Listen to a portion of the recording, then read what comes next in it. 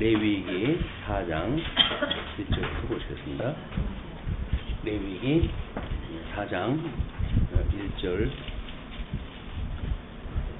여호와께서 모세에게 말씀하여 이르시되 이스라엘 자손에게 말하여 이르라. 누구든지 여호와의 계명 중 하나라도 그릇 범하였으되 만일 기름 부음을 받은 제사장이 범죄하여 백성의 허물이 되었으면 그가 범한 죄로 말미암아 흠없는 수송아지로 속죄 제물을 삼아 여호와께 드릴지니 그 수송아지를 회망분 여호와 앞으로 끌어다가 그 수송아지의 머리에 안수하고 그것을 여호와 앞에서 잡을 것이요 기름 부음을 받은 제사장은 그 수송아지의 피를 가지고 회막에 들어가서 그 제사장이 손가락에 그 피를 찍어 여호와 앞 곧 성소의 휘장 앞에 7번 뿌릴 것이며 제사장은 또 그 피를 여호와 앞 곧 회막 안 향단 뿔들에 바르고 그 송아지의 피 전부를 회막문 앞 번제단의 밑에 쏟을 것이며 또 그 속죄 제물이 된 수송아지의 모든 기름을 떼어낼지니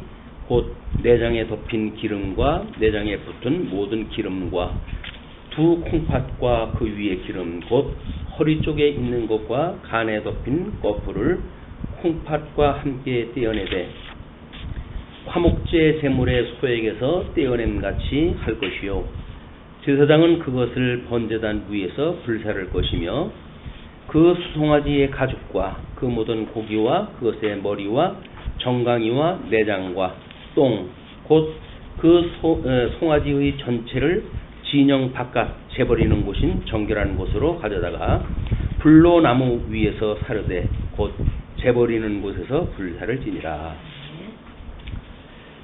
오늘 우리 확인할 내용은 속죄제에 관한 규례입니다.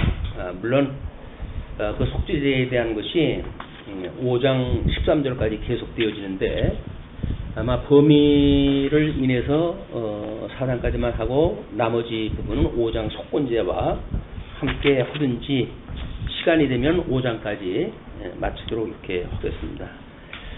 일단 오늘 우리 그 제사의 규례가 속죄제의 규례입니다. 속죄제.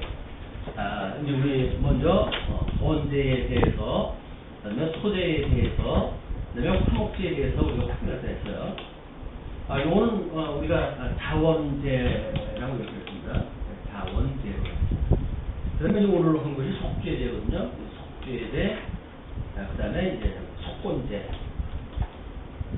뭐 두 개의 구분은 잘 안 되는 걸로 되어져 있지만, 속건제는 대인 계명에 어긋난 이런 일을 해서 배상 위주로 하는 것. 속죄제는 모든 죄를 위한 것인데, 이건 의무제로 되어져 있습니다. 우리는 제사에 대한 이야기를 우리 아담의 가죽옷 사건을 통해 가지고 하나님께서 어떻게 피 흘림의 제사를 통해 가지고 원수되어졌던 그 인간과의 관계를 회복하는가 이런 문제가 원천적으로 시작이 되어진 거거든요. 그리고 그 원천적인 문제는 사도행전에 가게 되면 이제 율법과 선지 우리 예수님이 이루시는 것이 이제 이 율법과 선지인데 이것이 세례 요한까지라고 이렇게 이야기했어요. 이것은 세례 요한까지다. 그래서 이 심판에 대한 하나님의 심판에 대한 문제는 세례 요한의 물심판으로 이제 이게 물세례로 연결이 되어지고 그 다음에 예수 그리스도를 통해 가지고 이제 불세례로 해가지고 연결이 되어져요. 세례, 물세례. 우리 아담에게 주었던 그 언약의 심판에 대한 내용을 보게 되면 노아의 물심판으로 연결이 되어지고 그리고 주님의 마지막 불심판으로 해가지고 이제 우리 모든 인류를 심판하실 것이 성경에 계시가 되어져 있습니다. 이런 그 큰 실체적인 언약과 성취라고 하는 맥락에서 봤을 때, 이 율법과 선지로 주어지는, 요거는 우리가 모형이라고 그랬잖아요. 이 모형은 이 실체에 대한 모형이란 말이에요. 그러면 이 모형적인 원리는 실체적인 원리에서 그 모형을 딸 수가 있습니다. 그래서 물심판은 이스라엘 백성들이 출애굽 과정에서 이 출애굽 과정에서 이제 물심판을 갖다 주었어요. 물심판에 대한 이야기. 그래서 이 물심판은 하나님께서 이 언약자손에게 물심판을 주실 때 언약자손을 구원하시고 이방 면적을 이제 멸하시고 그리고 이 물심판은 예표적인 걸로 실체적으로 이제 우리 선민 국가에서 이루어질 때 열왕기 하에서 이루어지듯이 엘리야 사건을 통해 가지고 이제 이루어진다. 엘리야의 그 불이 내려오는 사건으로 해가지고 심판이 이루어진단 말이에요. 모형적으로 해가지고 지금 모세, 출애굽에서는 좀 모세. 그럼 모세가 지금 모형적으로 보여주었던 거는 출애굽 속관에서 이 물심판으로 보여주는 건데, 물심판을 통해서 나왔던 모세가 지금 이 계명을 통해 가지고 장차 있을 그 불심판에 대한 이거를 예언했다 하는 거기 때문에 이거는 엘리야를 통해 가지고 성취되어지는 걸로 보여지기 때문에 지금 모세가 이런 그 제사의 규례를 쭉 이야기하는 그거는 장차 불심판에 의해 가지고 선민과 유민이 구분되어질 이거를 좀 보여주는 예표적인 사건이거든요. 언약 사건입니다. 언약 사건. 이것은 성취 사건.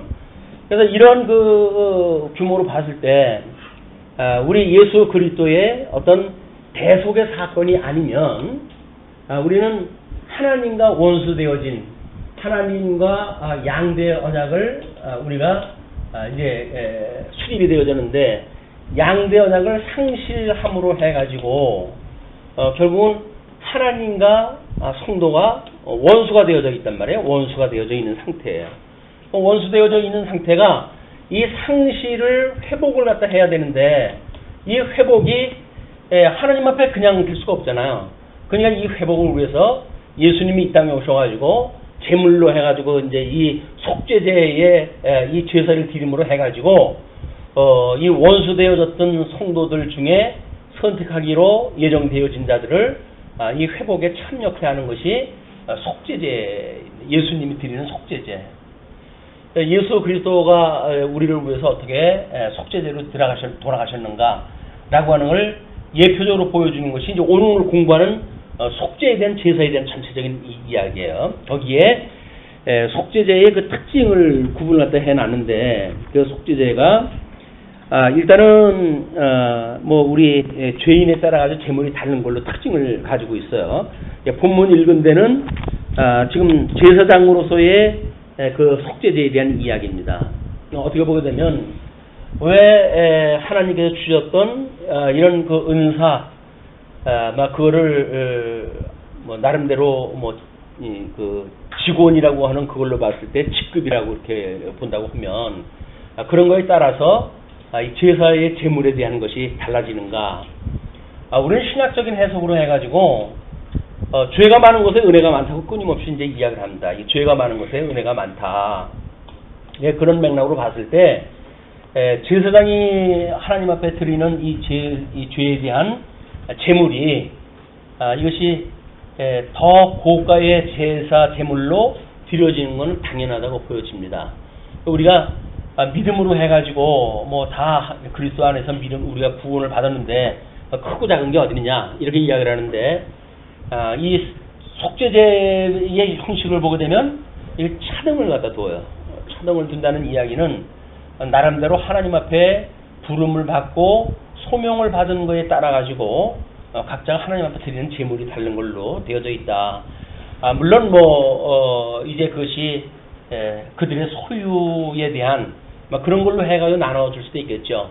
예수님이 하나님 앞에 이제 그 속죄제를 드릴 때에 어린 양을 그 어린 비둘기 새끼를 가지고 이제 번제를 드리는 거는 가난한 그런 그 예수님이 드릴 제사의 몫이기 때문에 그렇습니다.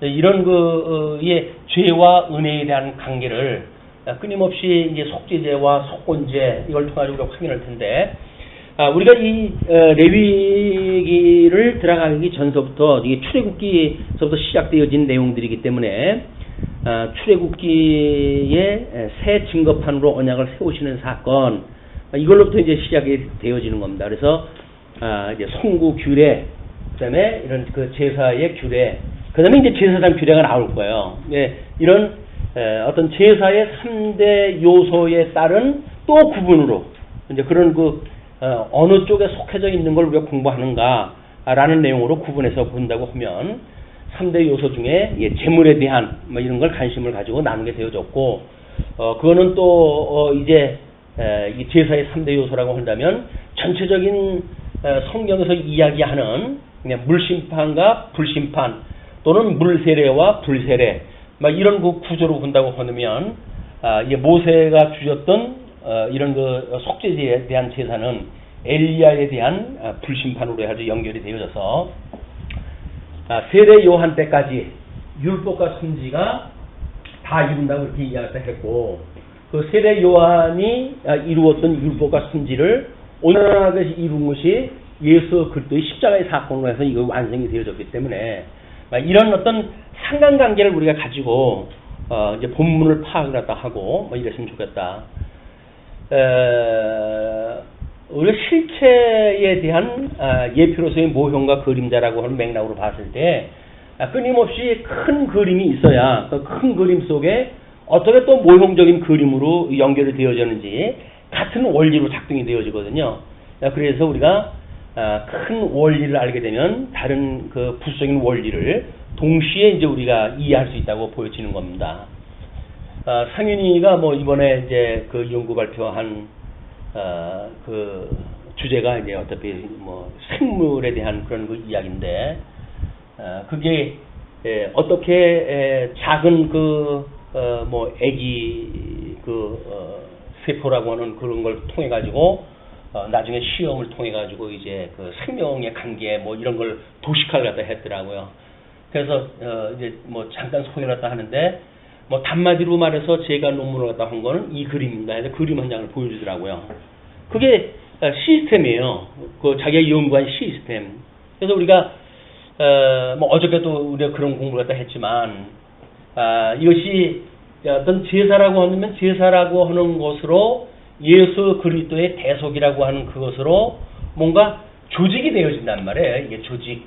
그러면 인재론, 그 인재론에 의해 가지고 어쩔 수 없이 타락되어져 있는 성도들을 위해 가지고 예수님이 와가지고 이제 이 대속의 사역을 다 해야 되니까 예수 그리스도의 기독론이라고 하는 그것과 이것이 기독론에 대한 전체 이 조직에 대한 문제, 어떻게 그 문제를 하나의 그림으로 그릴 것인가. 그래서 논문이고 뭐 소설이고 마찬가지겠지만 뭐 일반 우리 뭐 소고의 그런 글도 마찬가지입니다.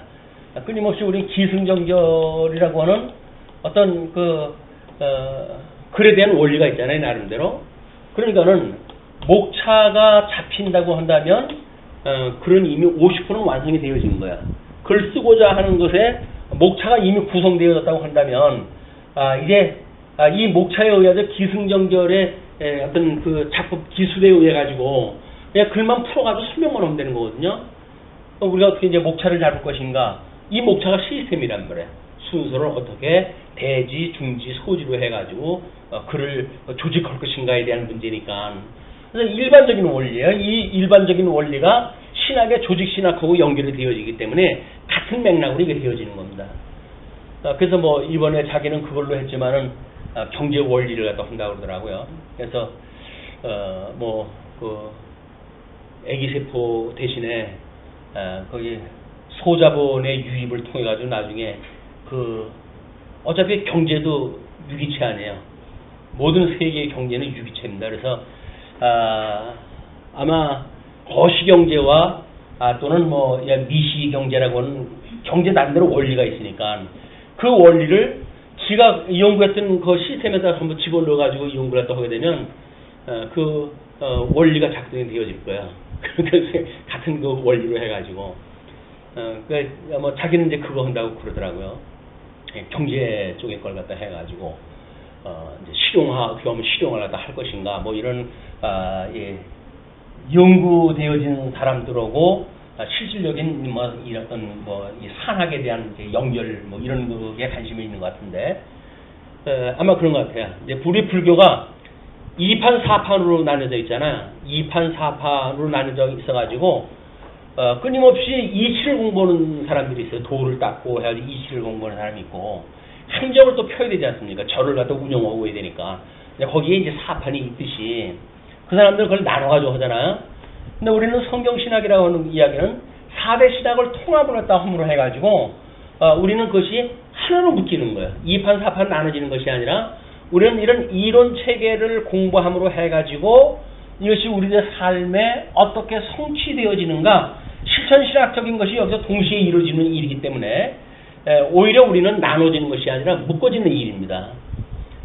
그래서 우리들이 공부하는 의미가 그건 성경 공부 그냥 홍보느냐 이렇게 생각할 수 있겠으나 이런 공부를 끊임없이 해가지고 신학적으로 조직이 되어지게 되면 우리의 생각 세계가 조직이 되어지고 나름대로 우리의 어떤 생각 세계가 행위로 유발되어질 때 행동으로 나올 때 이런 신학적인 신지식에 의해 가지고 나오도록 하나님의 섭리를 하신다. 그러나 이것이 조직되어져 있고 않고 산만화되어져 있으면 아는 건 많은데 사실은 뭘 이야기할지도 모르고 어떻게 대응할 것인지 또는 어떻게 적응할 것인지 이런 것들이 전혀 우리가 떠오르질 않습니다. 그래서 이 조직하는 훈련들을 끊임없이 우리가 해나갈 필요가 있다.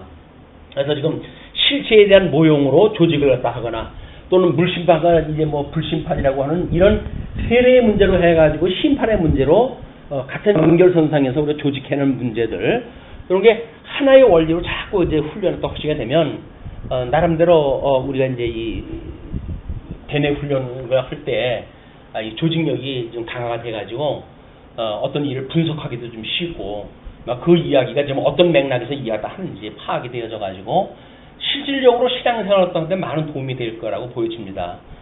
지금 이 내위기의 제사 문제라든지 이런 거는 일반 강론을 보게 되면 본문 읽고 제사 방법 소개하는 수밖에 없잖아요. 이게 이걸 가지고 성경 전체를 가지고 논할 수도 없고 이제 그런 어떤 그림이 큰 틀이 없으니까. 그러나 이미 우리는 이 실체와 모형이라고 하는 또 언약과 성취라고 하는 구조를 가지고 있고 그런 틀을 가지고 있기 때문에 이 조직이 결국은 틀에 대한 이야기거든요. 어떤 생각의 틀을 가지고 있는가, 이 구조에 대한 문제를 가지고 있는가, 구조를 가지고 있는가. 우리는 성경에 대한 구조가 있어요. 성경의 틀이 있어요. 그렇기 때문에 그런 것들을 나름대로 주제별로 해서 조직되어진다고 한다면 어떤 것도 다 예수 그리스도를 증거하는 그런 걸로 우리가 맥락을 잡아가지고 설명을 해갈 수가 있다. 그렇기 때문에 이제 그냥 읽어가면서 하면 되지. 그 성경에 없는 얘기를 갖다 왜 하느냐 이렇게 이야기를 하는데 성경 외적으로 이런 틀이 있다는 거예요. 지금 이런 틀이 있으니까 본문을 읽으면서 이것이 지금 이런 틀에 의해서 설명이 돼야 되는구나 하는 거를 공감을 갖다 하시게 되면 나름대로 이렇게 우리가 이제 강론 이전에 자꾸 이런 구조를 먼저 설명을 갖다 해드리고 그다음 본문 읽으면서 이제 그 세부적인 걸 공부를 갖다 해들어가는데 이런 먼저 그림이 필요합니다. 구조를 먼저 이해하시는 것이. 자, 그러면 이제 본문을 읽어보시면 되는 거예요. 4장 1절로 12절 제사장을 위한 속죄제로 되어져 있거든요. 그러면 이제 그 제사장을 위한 속죄에 다른 제사의 방법은 같을 것이고 거기서 구분되어진다고 한다면 제물이 이제 차이가 날 터인데 이 제사장에게는 흠 없는 수소가 필요합니다. 이제 흠이 없는 수소가 이제 필요한 거예요. 이제 송아지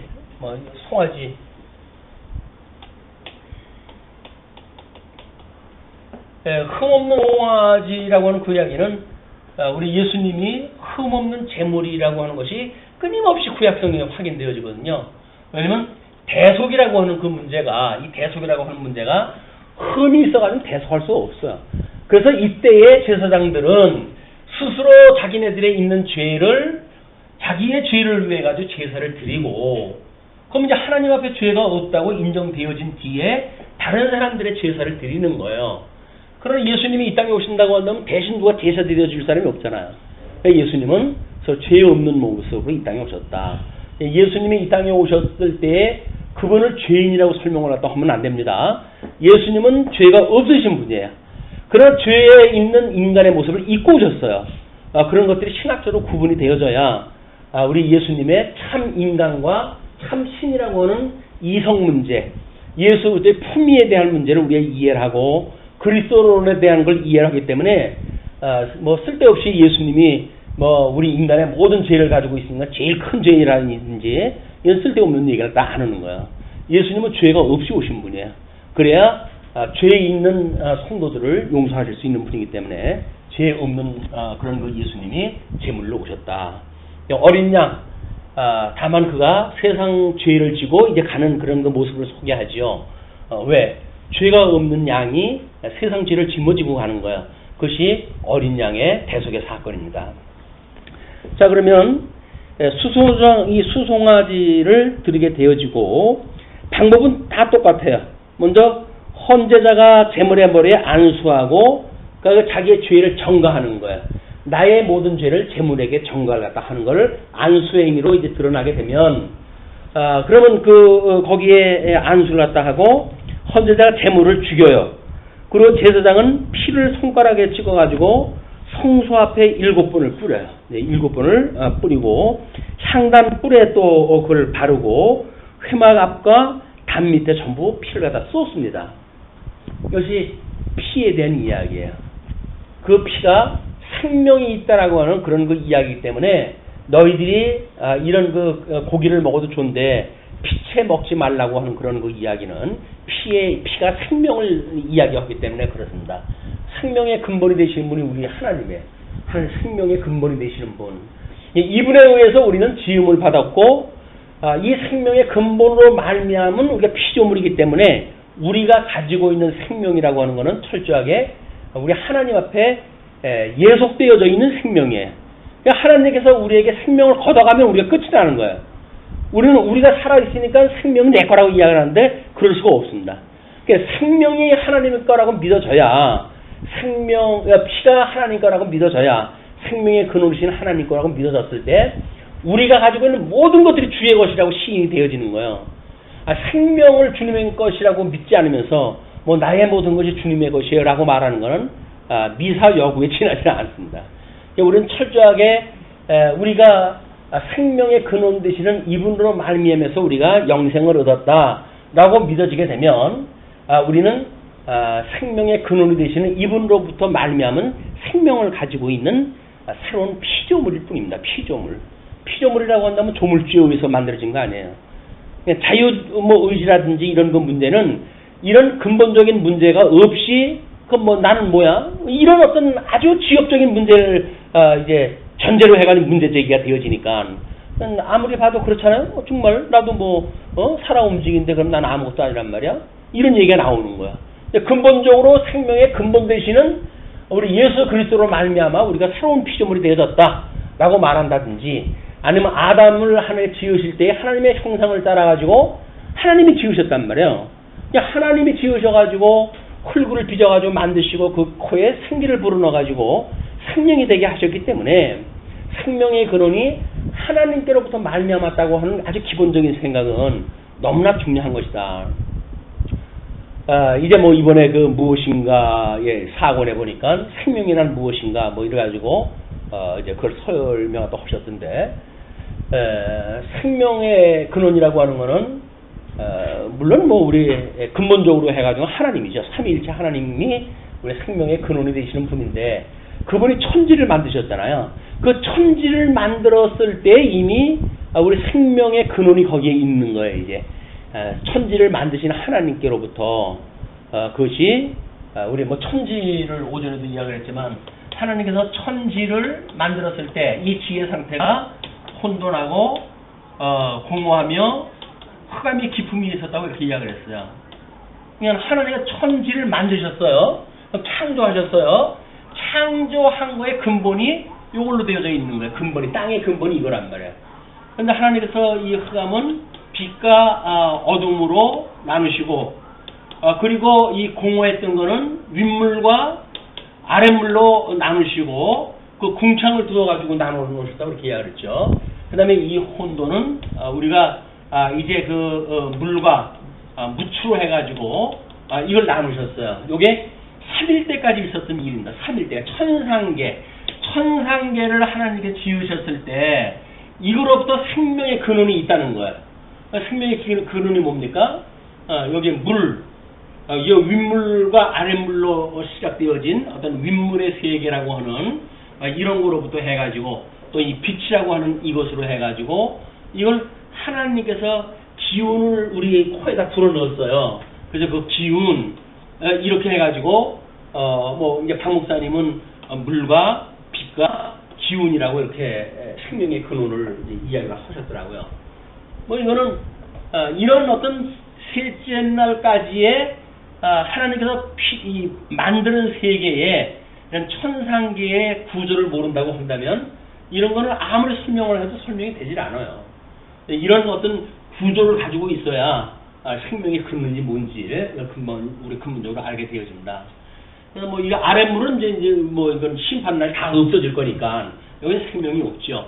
이 윗물의 세계가 바로 천상계로서 우리의 모든 생명의 근원이 그쪽에 있다 이렇게 보여지는 겁니다. 그래서 예수님으로 말미암아 구원을 받게 되어지게 되면 이 땅이라고 하는 이것은 빛과 어둠으로 나누었을 때 이 어둠은 죄의 원세로 이런 빛의 원세로 해가지고 우리가 이제 구원을 받게 되어지는 거 아니에요? 예수님이 빛으로 오셔가지고 우리의 죄를 용서해 주심으로 해가지고 우리가 구원을 받았다고 한다면 이것이 우리 예수 그리스도의 대속을 이미 예표로 보여주는 천상의 사역이었다.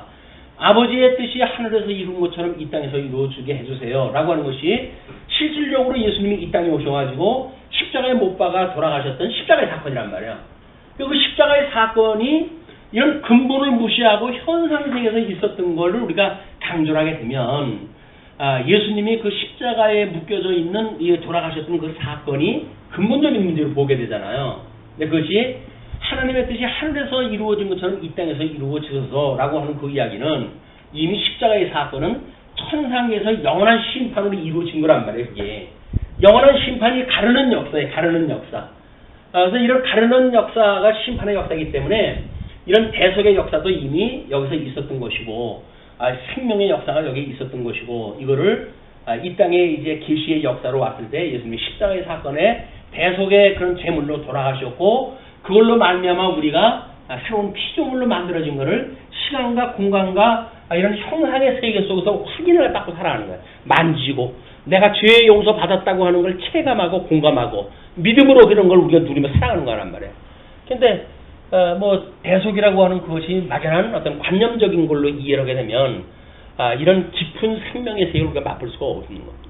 이건 지울 수가 없어요. 워낙 그 근본적인 세계의 것이기 때문에 아버지의 뜻이 하늘에서 이룬 것처럼 이 땅에서 이루어지소서 라고 하는 우리의 주기도를 통해서 간단한 그 기도로 되어져 있지만 그 기도가 적어도 어마어마한 그런 그 세계를 지금 나눠놓고 있는 일이다. 아까 거시경제나 미시경제로 나눴지만 천상계와 천하계라고 하는 이런 모든 그 하나님 지어놨던 천지의 세계 그걸 우리가 이 틀로 이해를 하는 것이다. 그것이 있어야 천지를 만드셨던 하나님이 어떤 분인지를 우리가 알 수가 있지. 이것도 모르고 알아보는 대로 해가지고 망군의 주 여호와 하나님 이렇게 해가지고 이야기하는 건 아무런 의미가 없어. 그분이 있고 우리 수염 달린 할아버지처럼 이해를 한다든지 이렇게 이제 돼버린단 말이야. 그러나 이런 천지를 만드신 하나님 아버지를 내가 믿사오며 라고 이야기했을 때 사도신경의 초대품 구조예요. 이게 하나님께서 이 천지를 만드셨다고 하는 모든 근본이 하나님이 만들었단 말이에요.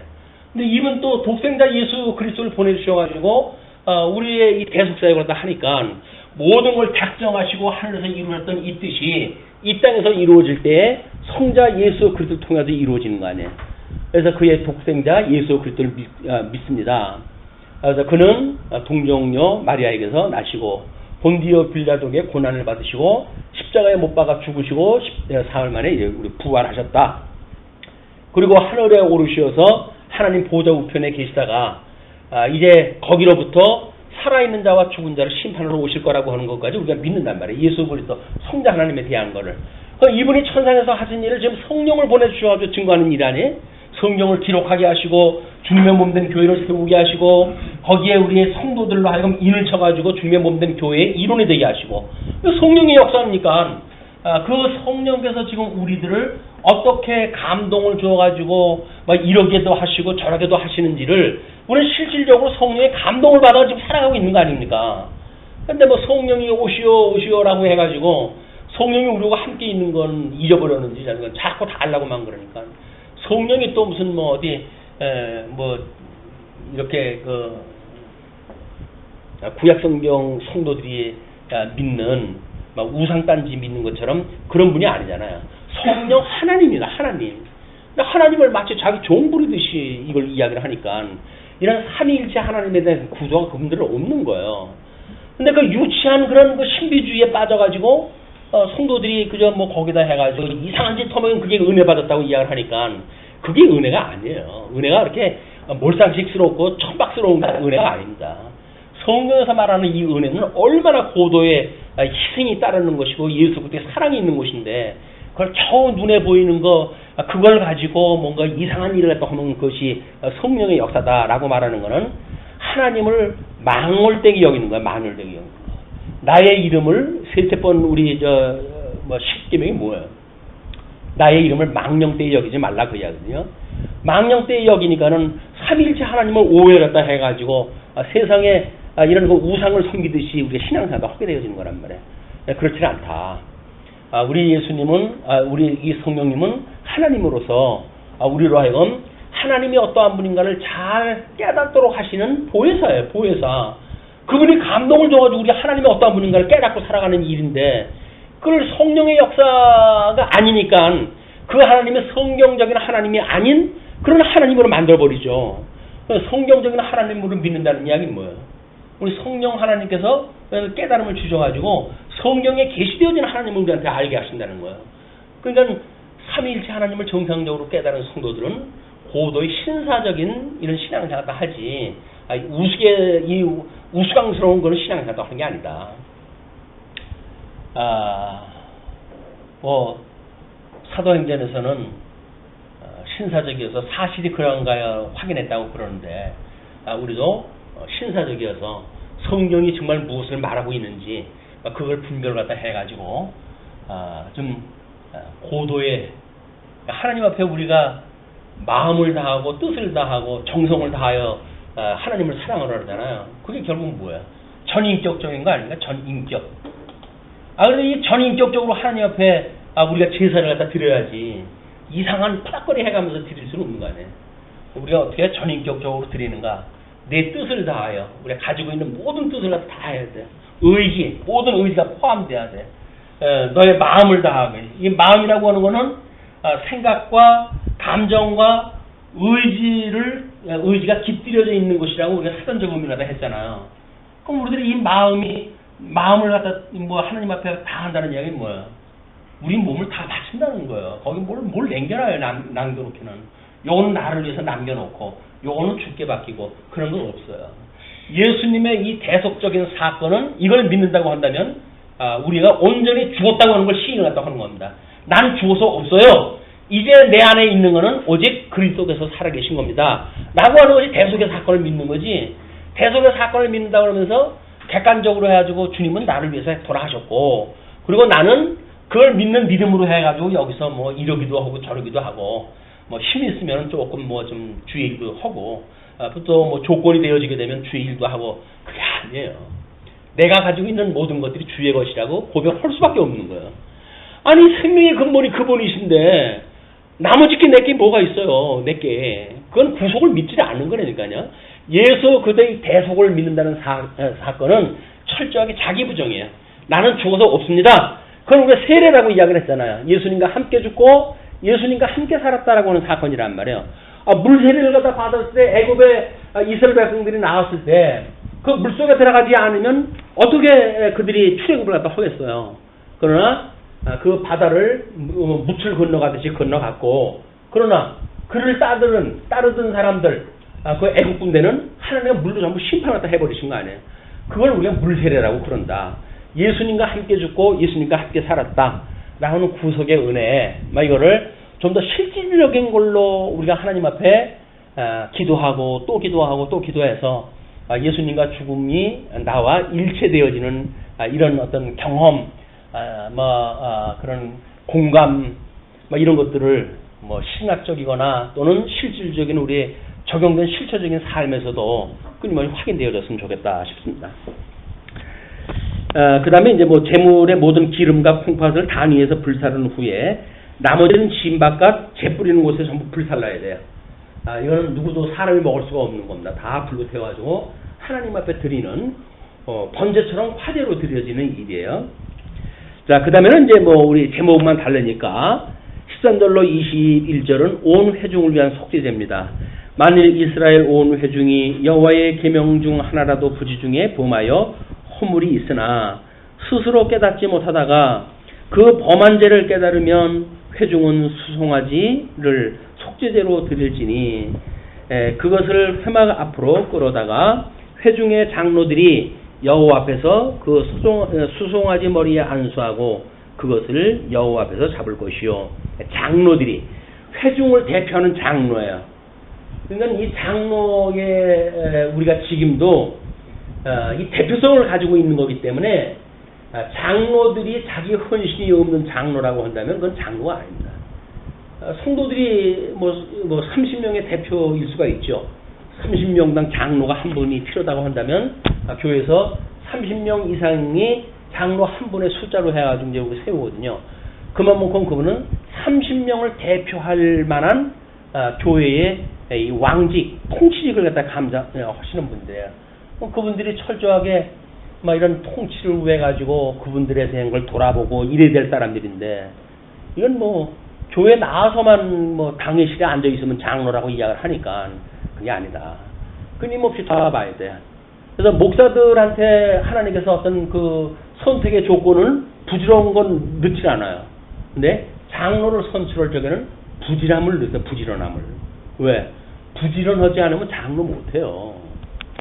맨날 신방하고 돌아보고 성도들 돌아보고 그래야 되는데, 목사는 앉아서 연구를 갖다 하고 그러니까 너 돌아보고 그럴 시간도 없어요, 그냥. 근데 목사가 그 일 다 하고 장로님들은 생업에 충실하고 그래요.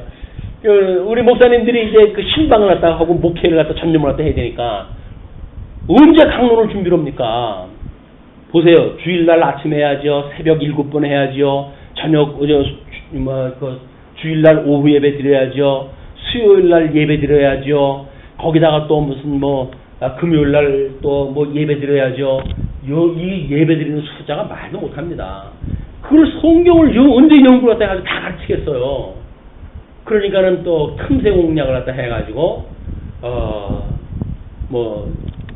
설교를 참 작성을 갖다 해가지고, 목사님은 이제 목회만 전념하십시오. 설교는 우리가 책임지겠습니다. 라고 하는 장사꾼들이 나오는 거예요. 이걸 무슨 수로 당합니까? 안 돼요. 돈이 생기는 일이라고 한다면, 자우지간 교회가 됐든 어디가 됐든, 틈새를 갖다 어떻게 그렇게 잘하는지 몰라요. 냄새를 맡고, 자기는 돈 생기는 일이라면 나온다. 예수님이 성전을 뒤집어 엎었던 거, 그 사람들만 특별히 나빠서 그런 거 아니라니까요. 사실 지금도 교회에 돈 생기는 무슨 어떤 그 구멍만 있고 냄새만 나게 되면 어떻게 그렇게 모여드는지 몰라요. 그러니까 이런 어떤 우리들이 말씀에 정진하지 않으면 세속의 걸로 발목 잡히는 것은 이건 당연한 일입니다. 당연한 일이다. 그 장로들이 이제 그렇게 하는 것도 똑같이 설명을 한 뒤에 20절 그 송아지를 속죄제의 수송아지에게 한 것 같이 할지며 제사장이 그것을 회중을 위하여 속죄한즉 그들이 사함을 받으리라. 그가 그 수송아지를 진영 밖으로 가져다가 첫 번 수송아지를 사람같이 불사를 지니 이는 회중의 속죄제니라. 그 다음에 이제 22절로 26절까지 족장을 위한 속죄제가 소개가 되어집니다. 만일 족장이 그의 하나님 여호와의 계명 중 하나라도 부지 중에 범하여 허물이 있었는데 그가 범한 죄가 누가 그에게 깨우쳐 주면 그는 흠없는 수염소를 예물로 가져다가 그 수염소의 머리에 안수하고 여호와 앞에 번제물을 잡는 곳에서 잡을지니 이는 속죄제라. 제사장은 그 속죄제물의 피를 손가락에 찍어 번제단 뿔들에 바르고 그 피는 번제단 밑에 쏟고 그 모든 기름은 화목제 제물의 기름같이 제단 위에서 불사를 지니 이같이 제사장이 그 범한 죄에 대하여 그를 위하여 속죄한즉 그가 사함을 얻으리라. 그래서 매번 제사를 드려야 되고 제사장은 자기를 위한 또 제사를 드려야 되기 때문에 단번에 드렸던 예수 그리스도의 이 제사가 우월하다는 거예요. 히브리서 기자가 예수 그리스도의 이 제사는 단회적이고 단번에 드렸고 그리고 부족함이 없는 제사이기 때문에 온전한 제사다. 그래서 이 예수 그리스도의 대속의 제물로의 우월성, 제사의 우월성을 이해하다 한 것이 히브리서 이야기, 히브리서 기자가. 오늘 끊임없이 우리 예수님이 온전한 제사 제물로 돌아가셨다라고 하는 것을 생각을 하게 되면 우리가 그분만을 바로 볼 수밖에 없잖아요. 온전케 하시는 예수 그들을 바라보자. 끊임없이 그분이 나의 죄를 대속하셨으니 얼마나 즐거운가. 우리 찬송을 부를 적에만 예수님에 대한 이야기가 나오게 되면 가슴이 뭉클하고 감동을 받고 그러잖아요. 근데 평상시에 우리 예수님에 대한 감정은 그렇게 우리가 한 몸이라는 동, 우리 신랑이라는 동 이런 감정이 별로 없잖아요. 왜 그럴까요? 찬송가 부를 적에만 그래도 어렴풋이 이제 생각이 나기 시작을 했다 하니까 나 같은 죄인 이런 거 이야기를 하게 되면 괜히 눈물이 나고 이렇게 되어지지만 평상시 예수님에 대한 은혜는 까맣게 잊어버리고 살아요 우리가. 그런데 우리가 오전에도 이야기를 했지만 특별 계시를 깨달은 눈으로 일반 계시를 보게 되면 일반 계시가 전부 우리 예수 그리스도의 대속의 사건으로 가지고 가득 차 있는 거 아닙니까? 가득 차 있는 거. 그러니까 우리 그 예수 그리스도의 모든 그런 그 충만한 은혜를 깨닫는 기회는 일반 계시적인 삶을 살아가면서 어디서고 다 만질 수 있는 것들에 다 만질 수가 있고 우리가 그걸로 인해 가지고 예수님 생각할 수 있는 것이다. 다만 생각이 없으니까 예수님의 사건으로 보질 않고 그냥 이렇게 한층 건너가지고 보는 거예요. 남의 일처럼. 근데 이분의 일이라고 한다면 남의 일이 아니잖아요. 우리 신랑 되신 예수 그리스도의 이야기인데 우리에게 일반 계시를 통해 가지고 이분의 은혜를 생각하는 것, 기도를 갖다 할 때, 24시간 다 우리 신앙사도 할 때 이분을 생각하는 일들을 좀 더 이왕 조직화되어져 있는 우리 신앙인데 어떻게 예수 그리스도를 우리 구속주로 해가지고 기억해내는가 이런 그 일들은 아니 얼마나 우리한테 그 기억할 수 있는 기회를 주십니까? 그걸 잘 모르시겠어요? 우리 이 세상을 살아가면서 끝없는 죄 가운데 우리 주셨잖아요. 아직도 육체의 소유 가운데 죄 가운데 주셨잖아요. 그래서 그것만 생각을 하게 되면 우리 주님의 은혜가 아니면 안 된다고 하는 걸 깨달을 수가 있는 건데 특별한 걸 봐야 깨달았나요? 내 죄만 생각하면 그냥 주님이 생각이 잘로 날 수밖에 없어요. 내 죄 생각이 날 수가 있나? 나는 항상 나는 문제가 없는데 그냥 다른 사람한테 맨날 손가락질을 다 하는 거예요. 저 인간은 저렇고 저 인간은 저렇고. 그런데 그것이 아니라 그게 뭐라 그래요? 이제 그걸 회자할 때 한 손가락으로 바깥을 가릴 때 세 손가락은 나를 향한다는 거 아닙니까? 이렇게 나의 죄라고 하는 걸 깨닫게 하기 위한 건데 우리는 어떻게 눈이 바깥을 보게끔 되어져 있으니까 자꾸 보이는 대상을 보잖아요. 하나님께서는 그럼 반면 교육으로 해가지고 내 모습이다 라고 거울로 해가지고 우리한테 비춰주는데 우리는 그 거울로 보진 않고 그 사람의 문제예요. 그러니까 그 사람의 문제라고 해가지고 자꾸 원순위 구순위 하니까 아무리 많은 죄를 갖다가 지어도 깨닫지를 못하는 거예요. 자기 죄를 깨달을 기회가 없어요. 그 은혜를 깨달을 시간이 없으니까 언제 감사하고 언제 기뻐합니까? 돈이나 그냥 있는 대로 보여주면 그걸로 이제 감사나 할까? 감사할 조건이 없잖아요. 다른 사람들 출세를 갖다 합니까? 성공을 했습니까? 감사할 조건이 없어요. 소시민적인 걸로 해가지고 그저 아이고 오늘 하루 종일 교통사고 안 당하고 산 것만 해도 감사합니다 해서 억지로 감사거리를 만들어야 돼. 예, 억지로 감사거리를 만들어가지고 찬송가 작사가들도 그런 거 많습니다. 자기 전 가족이 잃어버렸는데도 불구하고 그걸 감사하는 어떤 가사를 쓰기 위해 가지고 나를 남겨두신 것이 하나님의 은혜가 아닌가 뭐 이렇게 해가지고 이야기를 하고 그러는데 자기 남겨놔가지고 모른다고요. 가족은 다 죽었는데 자기 혼자 남겨가지고 그게 무슨 은혜를 갖다 만들 요소입니까? 자기 죄 문제를 보라는 이야기인데 자기 죄 문제를 안 봅니다 사람들이. 그러니까 죄 문제를 안 보니까는 대속주의에 대한 생각도 없고 대속주의에 대한 은혜도 없고. 근데 언제 우리가 범사에 감사하고 언제 항상 기뻐할 수가 있어요. 항상 기뻐를 한다고 죄를 갖다 봐야 구속의 은혜로 인해 가지고 우리가 죄 사함 받았네, 나다유 얻었네 아주 기뻐할 거 아닙니까? 출애굽했던 사람들이 찬송했던 것처럼. 근데 우리는 대속에 있건 이미 오래전 옛날 우리는 대속을 받았어요. 예수 믿은지 내가 30년이 되는지 50년이 되는지 그때 예수님 받았을 때 믿었을 때 죄의 은혜 용서받았다고 하는 은혜를 깨달은 이후로 여지껏 생각해 본 적이 없어요. 그러니 이게 돌덩어리지 무슨 우린 이 죄라고 하는 것이 주님께서 우리가 어련히 알아가지고 주기도를 갖다 하라고 그랬을까요? 우리가 우리에게 지은 이 잘못한 사람을 용서해 준 것처럼 우리 죄를 용서하시고 우리를 시험에 빠지지 않게 하시고 악에서 구하소서. 우리의 기도할 내용들이 다 그거라니까요. 뭐만 빼놓으면 일용할 양식을 우리에 주시고 그 생명의 말씀을 듣게 보게 되면 우리가 죄인 아니에요. 그러니까 우리 죄를 용서해 주시고 우리 시험에 빠지지 않게 해서 악에서 구해 주세요. 그게 다 끝나면 역시 나라와 권능과 영광이 아버지 것이로군요. 그거 고백하는 걸로 끝난다니까요. 하나님 앞에 구할 거는 그거밖에 없어요. 이거밖에. 근데 원래 본령으로 이걸 구해야 되는데 이걸 빠져버리니까 신앙생활이 맹숭맹숭한 거예요. 그리고 괜히 무슨 어떤 장로교는 은혜가 없대나 어쨌거나 그래가지고 은혜 찾아간다고 하는 거지. 방언하는 데 찾아가는 거예요. 방언하는 데 가면 이상한 소리를 갖다 하고 이상한 감정을 느끼니까 거기는 뭐가 있는 것처럼 보이잖아요. 아니 성도한테 필요한 것이 이 은혜의 감동이지 방언해가지고 모른다고요. 실질적으로 우리나라 말을 갖다 해도 못 알아들을 판에 그 어중이 떠중이 해가지고 중얼중얼 갖다 해야 된들. 그러니까 1만마디 방언보다 깨달은 말 5마디가 낫다. 사도 바울이 그런데도 불구하고 우리는 일부러 안 믿어. 사도 바울 얘기 제껴놔. 그러고 뭐만 믿어요?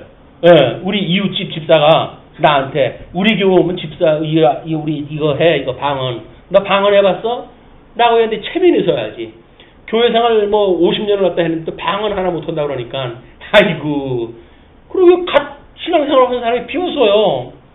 이 자존심 구겨지니까 할 수 없이 방언 갖다 해야 돼요. 하나님 앞에 방언 주세요. 그러다 귀신 방언 받은 사람 봤어요.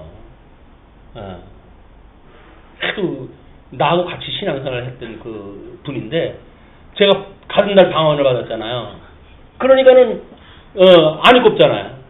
젊은 사람은 방언 받는데 난 뭔가 해가지고 방언 달라고 때를 썼네. 하나님께서 옜다 먹으라 해서 방언을 줬어요. 5개국 방언을 갖다 했잖아. 어쩐다나. 그 뒤로 귀신 들려가지고 신앙생활 못했어요. 매일 새벽이면 뛰어나가고 밤새도록 어디를 가다 돌아다니지 그냥 다 옷이 젖어가지고 낮이면 오고 그래서 어떡합니까 또. 그때 배운 거는 축기 여는 권사님들이 있다니까 그런 교회를 찾아왔죠. 권사님 우리 집사님이 이런 걸 하셨습니다. 그랬더니 또 귀신을 갖다 쫓아낸다나 어쩐다나 해가지고 있는 대로 두들겨 패가지고 온몸 시커멓게 또 다 멍이 들었어요.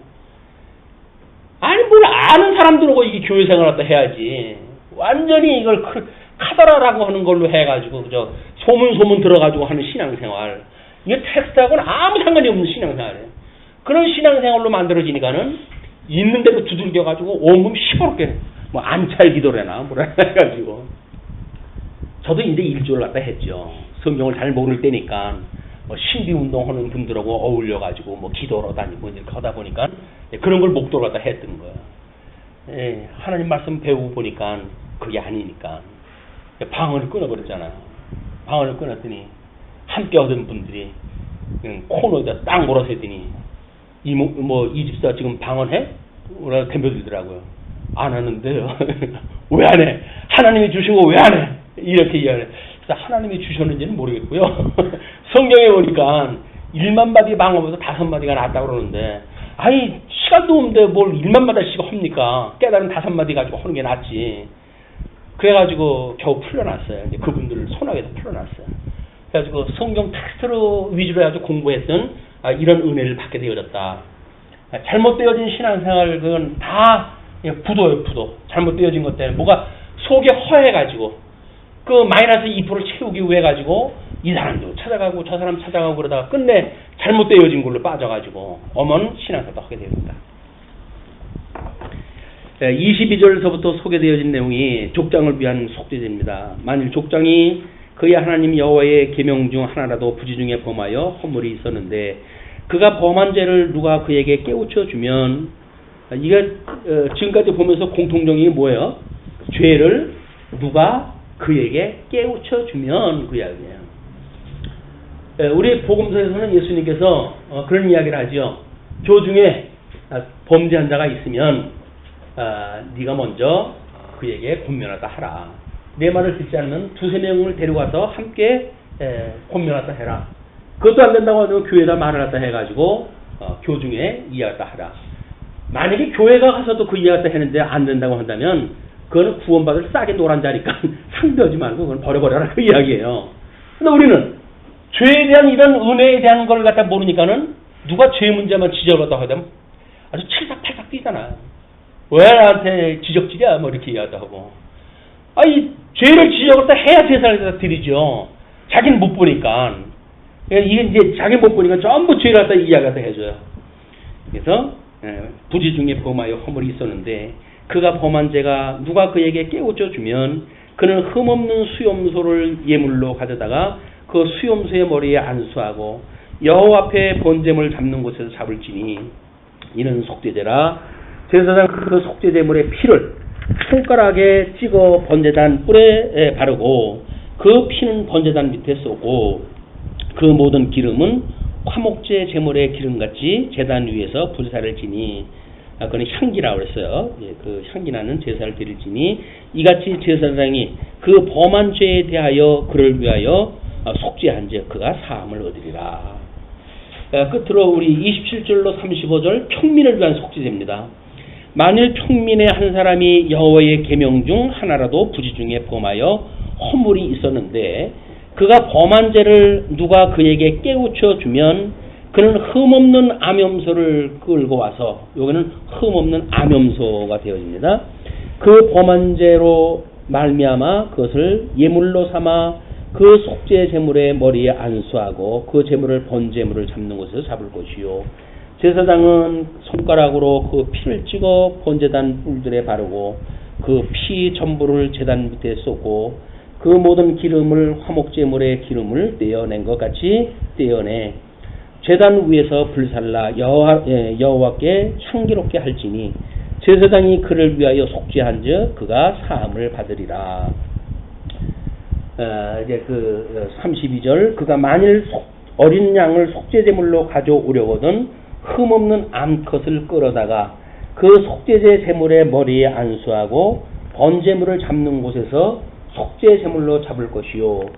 제사장은 그 속죄제물의 피를 손가락으로 찍어 번제단 뿔들에 바르고 그 피는 전부 제단 밑에 쏟고 그 모든 기름을 화목제 어린 양의 기름을 떼는 것 같이 떼내어 제단 위 여호와의 화제물 위에서 불사를 지니 이같이 제사장이 그가 범한 죄에 대하여 그를 위하여 속죄한즉 그가 사함을 받으리라.